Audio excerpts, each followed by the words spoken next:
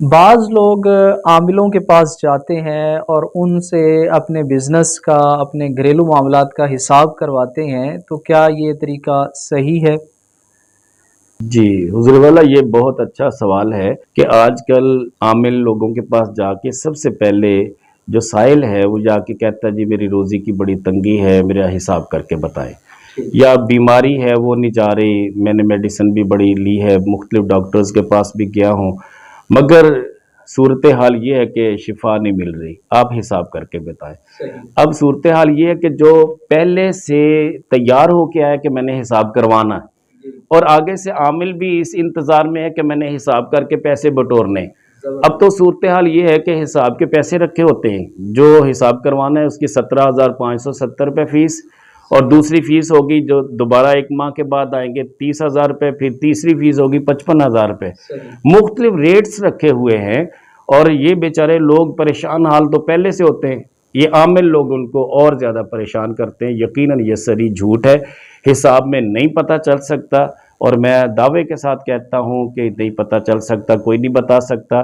کہ حساب کر کے کہ جی آپ پہ یہ جادو ہے، آپ پہ فلاں ہے، آپ پہ فلاں، یہ صرف ماں کا نام پوچھا، مریض کا نام پوچھا، دن کا نام پوچھا، اب اس کے بعد کہہ دیا جی یہ ایک باقی بچا ہے، اس کا مطلب جنات، اگر تقسیم کرنے کے بعد 2 باقی بچا تو پھر سمجھ لیں کہ یہ جادو ہے، 3 باقی بچا تو یہ جناب یہ اللہ کی طرف سے آپ پہ آزمائش ہے۔ یہ ساری من گھڑت باتیں، اس کی کوئی حقیقت نہیں ہے۔ ہمارے ہاں بعض عامل قسم کے لوگ جب مجبور لوگ ان کے پاس جاتے ہیں، چاہے ان کو فزیکلی مسئلہ ہے، روحانی مسئلہ ہے، جسمانی مسئلہ ہے، تو وہ ان سے انڈے منگواتے ہیں، اسی طرح اخروٹ منگواتے ہیں، پھر انڈوں سے سوئیاں نکالی جاتی ہیں، اسی طرح اخروٹ سے تعویذ نکالے جاتے ہیں، تو آپ اس بارے میں کیا کہتے ہیں؟ کیا یہ طریقہ صحیح ہے؟ حضور والا، یہ بھی بڑا اچھا سوال ہے آپ کا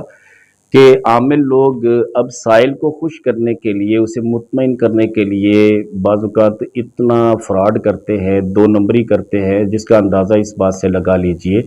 کہ وہ پہلے سے آپ سے ساری معلومات لے لیں گے، آپ کو بلائیں گے کہ جی فلاں دن آنا، آپ کا حساب کر کے بتائیں گے،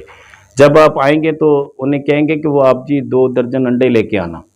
اب ایک انڈا انہوں نے پہلے سے تیار رکھا ہوتا ہے، اس میں ایک سوئی انٹر کرتے ہیں، اب سوئی کا سوراخ معمولی سوراخ ہوتا ہے، اس میں پھر 10-20 سوئیاں انہوں نے انٹر کرنے کے بعد اس کو صاف کرنے کے بعد اس پہ ایلفی لگا کے چھوٹا سا ایک ذرہ کسی اور انڈے کا چھلکا اس پہ پیسٹ کر دیتے ہیں، اب وہ دھو کے صاف ستھرا کر کے پہلے سے اپنی جیب میں رکھا ہوتا ہے یا اپنے باکس میں رکھا ہوتا ہے۔ یہ بالکل شعبدہ بازی ہے کہ جب وہ 2 درجن انڈے لے کے آیا، اسے بہانے سے کہا یہ پانی کا گلاس لے کے آؤ، وہ پانی بھرنے کے لیے گیا، اتنے میں اپنے والا انڈا اس میں شامل کر دیا،